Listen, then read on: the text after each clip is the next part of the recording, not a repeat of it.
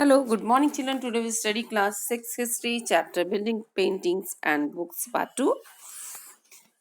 The world of books. Some of the best known epics were written during this period. इस दौरान सबसे best known epics लिखे गए थे. Epics are the grand, long compositions about the heroic men and women and included stories about the gods. जो epics होते हैं वो बहुत grand होते हैं, बड़े होते हैं, जिसमें कि कंपोजिशंस होते हैं, जिसमें जिसमें जो हेरोइक मैन, जो बहुत अच्छे काम करने वाले आदमी और औरतों की कहानी होती है, और इसमें भगवान की कहानी भी इंक्लूड होती है.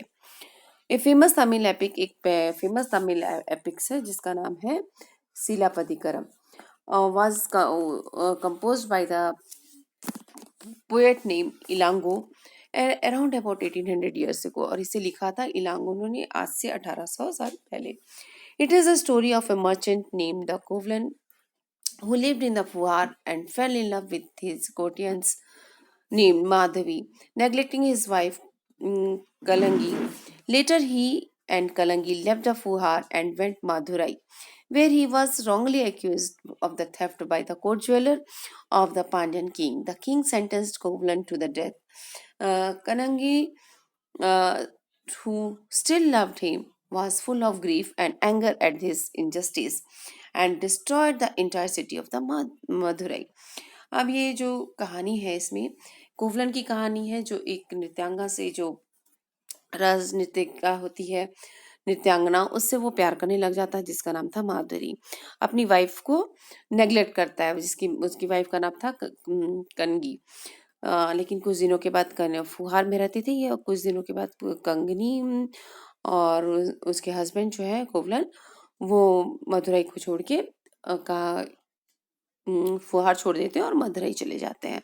वहां पे क्या हुआ, एक गलत फहमी से जो पांड्या किंग थे, उन्होंने उसके जो राज दरबार थे, उन्होंने दरबारी थे, उन्होंने किसको एक ज्वेलरी की, मतलब गहनों की चोरी में इसको पकड़ लेते हैं, और इसको क्या होता है, फांसी की सजा हो जाती है. किसको? कोवलन को.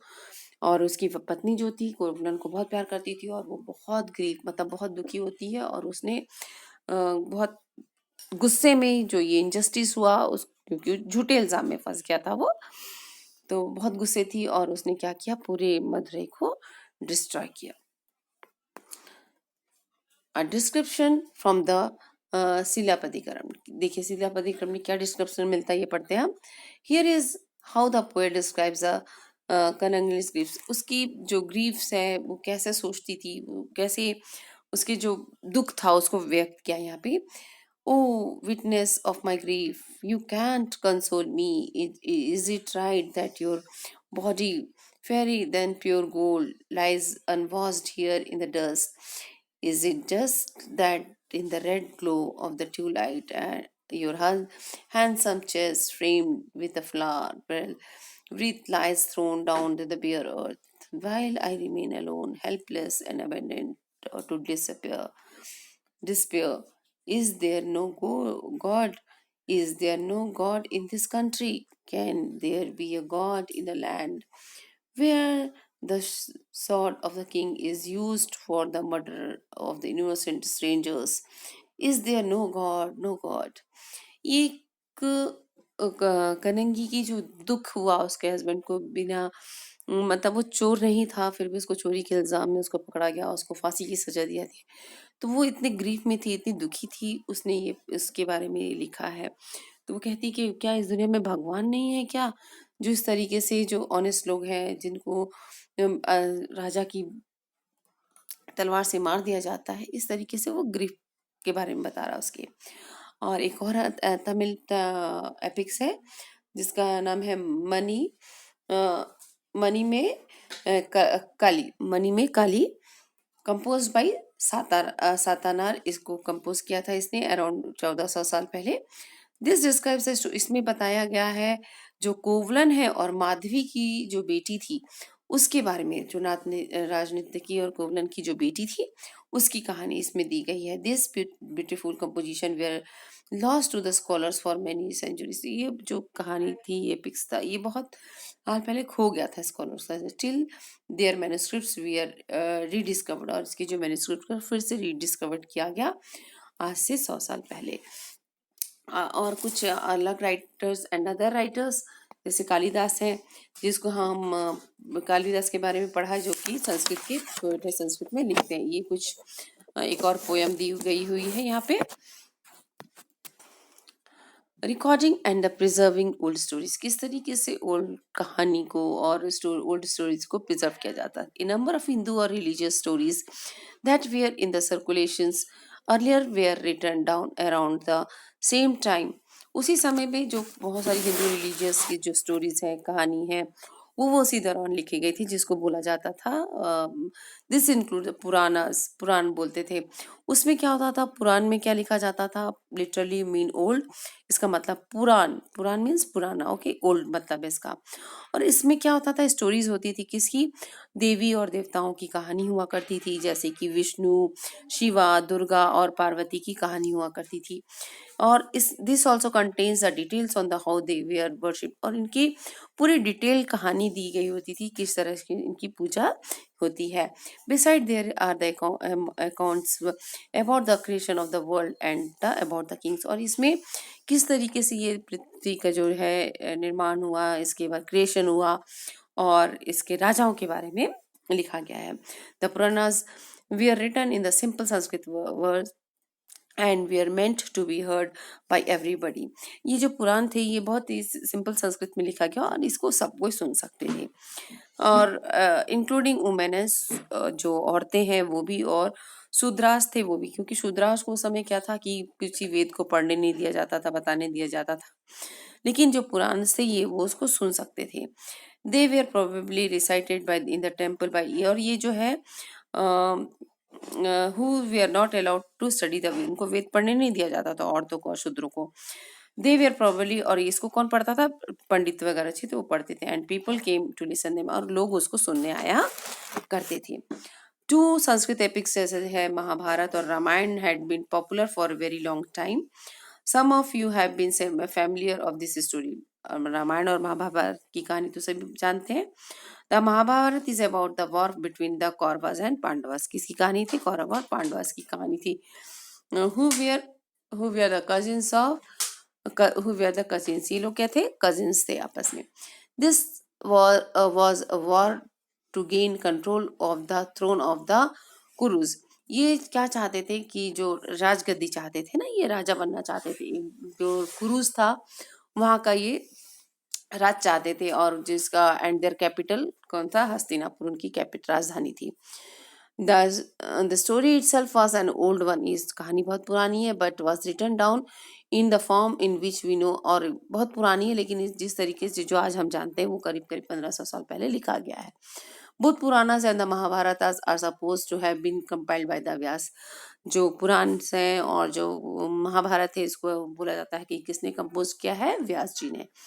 द भागवत गीता, और भागवत गीता भी जो है वो एक पार्ट है इसका, महाभारत का। The Ramayana is about the Rama, a prince of Kosala who was sent to, जो राम की कहानी है, जिनको 14 साल के लिए वनवास मिला था, उनकी पत्नी को जो जिसको जो लंका राजा थे लंका के, वो लेकर चले गए थे, हरण कर लिया था उनका रावण ने, और राम ने उनसे बैटल फाइट की, युद्ध हुआ उनके बीच में, ही वन, और जो राजा राम थे वो जीत जाते हैं और अपने अयोध्या रिटर्न आ जाते हैं। The capital of Kosala after his victory, like Mahabharata, this was an old story that now return down, और ये भी बहुत पुरानी कहानी है। और वाल्मीकि को ऑथर बोला जाता है किसका, संस्कृत रामायण का।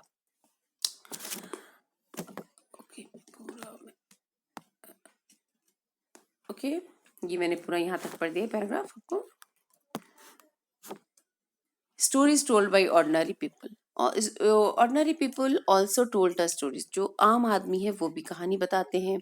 कंपोज उनकी जो पोएम्स हैं, सॉन्ग्स हैं, सैंग और डांस जो वो करते हैं, और परफॉर्म जो नाटक करते हैं, प्ले करते हैं।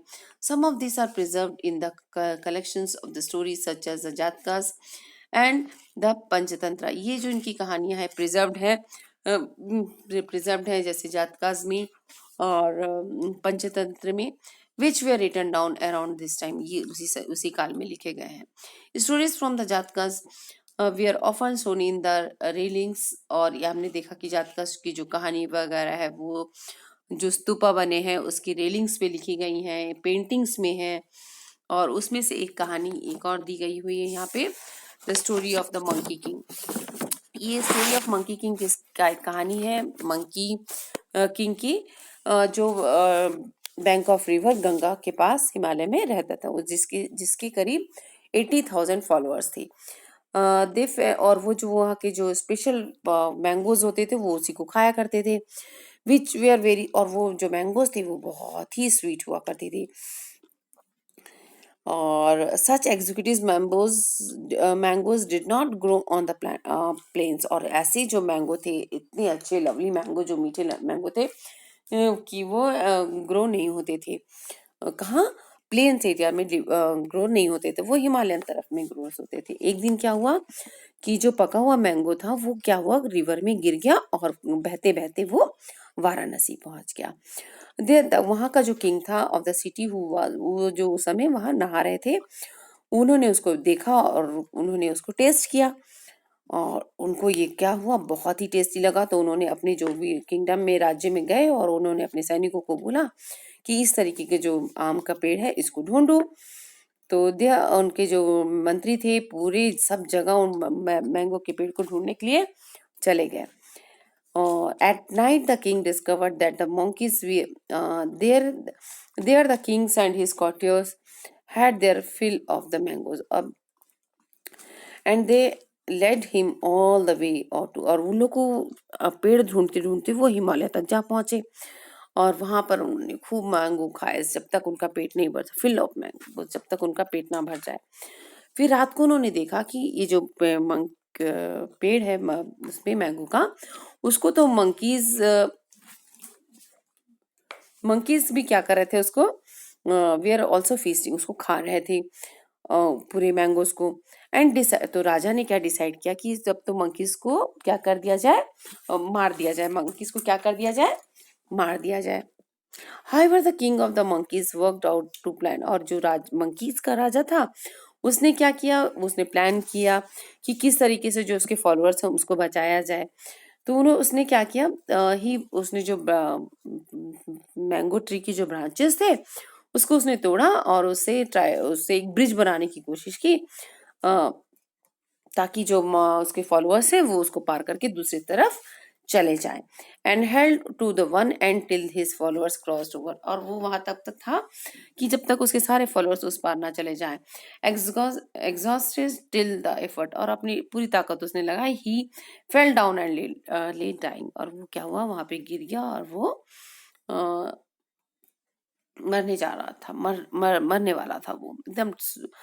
The human king saw that what had happened, and जो राजा था उसने देखा कि क्या हो रहा है और किस तरीके से हो रहा है, और ये तो ही ट्राई अनसक्सेसफुली टू रिवाइव, और वो मंकी को बचाना चाहते थे लेकिन ऐसा नहीं हो पाया, वो मंकी मर जाता है. तो लेकिन राजा को जब उसके मंकी के मरने पर बहुत दुख हुआ.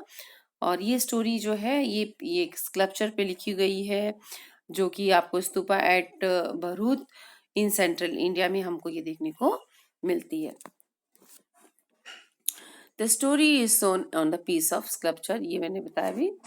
और राइटिंग बुक्स ऑन साइंस पे भी बहुत सारी बुक्स लिखी गई हैं. This was also known as even Aryabhata जो थे मैथमेटिशियंस थे, एस्ट्रोनॉमर थे, उन्होंने एक बुक लिखी संस्कृत में जिसका नाम था आर्यभट्टयम. ही स्टेटेड, उन्होंने बताया कि जो दिन रात है वो क्यों होता है, रोटेशन ऑफ अर्थ की वजह से होता है. जब जो अर्थ है वो अपनी ही एक्सिस पे रोटेट करता है तो दिन और रात होता है. इवन दो इट सीम्स ऐसा लगता है देखने से कि सन उग रहा है और दूसरे दिन फिर सेटिंग एवरीडे, सूरज उगता है और डूब जाता है, ऐसा हमेशा फील होता है. लेकिन जो रोटेशन है दिन रात होता है वो किसकी वजह से होता है, रोटेशन ऑफ अर्थ की वजह से होता है. और उन्होंने ये भी बताया, साइंटिफिक रीजन दिया, जो एक्लिप्स होते हैं, जो ग्रहण लगता है, उसका भी उन्होंने साइंटिफिक रीजन बताया as well. He also found a way of calculating, किस तरीके से सरकमफ्रेंस, जब सर्कल निकाला जाता है, एक सर्कल का सरकमफ्रेंस को किस तरीके से निकालते हैं, ये भी उन्होंने उसे बनाया। और वो बिल्कुल आज के पास एकदम एक्यूरेसी में आता है, जो आज फार्मूला हम यूज करते हैं। Zero and Ayurveda. While numerals had been used earlier, mathematicians in India now invented a special symbol for zero. जो zero जो symbol use होता है, ये इंडिया में start हुआ था. This system of counting was adapted by the Arabs. इन्होंने इस counting को zero के को अरब्स ने अडॉप्ट किया एंड दे स्प्रेड टू, और इन्होंने पूरे यूरोप तक फैलाया इसको. It continues to be the use in throughout the world, और आज भी इसको यूज किया जाता है. आयुर्वेदा, देखिए Ayurveda is also well known system of the health and science and, और जो आयुर्वेद है जो आज भी बहुत चलता है, इसको फेमस प्रैक्टिशनर्स थे इनके आयुर्वेद में जो थे इंडिया के, चाणक्य और फर्स्ट एंड सेकंड सेंचुरी में सीई में, और सुसूत्रा थे, और जिन्होंने लिखा था चक्र संहिता लिखा था इन्होंने, जिसमें कि इन्होंने बताया था, रिमार्केबल बुक ऑफ मेडिसिन की बुक है ये पूरी, और जिसमें इन्होंने पूरा सुसूत्र संहिता में लिखा गया है, speaks about the surgical process के बारे में इस बुक में लिखा हुआ था संहिता में. ओके, एल्सवेयर सेक्शन में देखिए यहाँ पर बता रहा है कि जो पेपर आज हम यूज करते हैं, ये करीब करीब आज से 1900 साल पहले सबसे पहले चाइना में स्टार्ट हुआ था, जिसका नाम था चाइलुन. चाइलुन ने स्टार्ट किया था मैन. और ये क्या करते थे, पहले इसको जो प्लांट होता था, उसके फाइबर्स को, क्लोथ को, रोप को, उसके बार्क ऑफ ट्रीज को क्या करते थे, पहले लोग शोक पानी में शोक किया करते थे, उसको प्रेस करते थे, ड्रेन करते थे, और उसको सुला, उसके ड्राइड, तब उसके जो पल्प को उसको सुखा दिया जाता था, और फिर पेपर बनाते थे, पेपर बनाते थे उसको. तो इवन टुडे, और जो आज भी हैंडमेड पेपर जो बनते हैं, आज भी उसका प्रोसेस यही है, इसी तरीके से वो हैंडमेड पेपर बनाया जाता है. फिर ये the technique of making paper was closely guarded secret for the century, बहुत सालों तक जिसका सीक्रेट को बचा के रखा गया. और इट रीच, आज से 14 साल पहले ये इसका जो टेक्निक्स है वो कोरिया में पहुंचा, और उसके बाद धीरे धीरे जापान, और इसके बाद बगदाद अबाउट 1800 ईयर्स अगो, और फिर बगदाद से ये पूरे यूरोप में फैला, and other parts of the Asia including Asia और दूसरे सब कॉन्टिनेंट्स में ये पेपर का प्रचार हुआ. तो ये था आपका पार्ट 2 इसका, इसको आप रीड आउट कीजिएगा अच्छे से.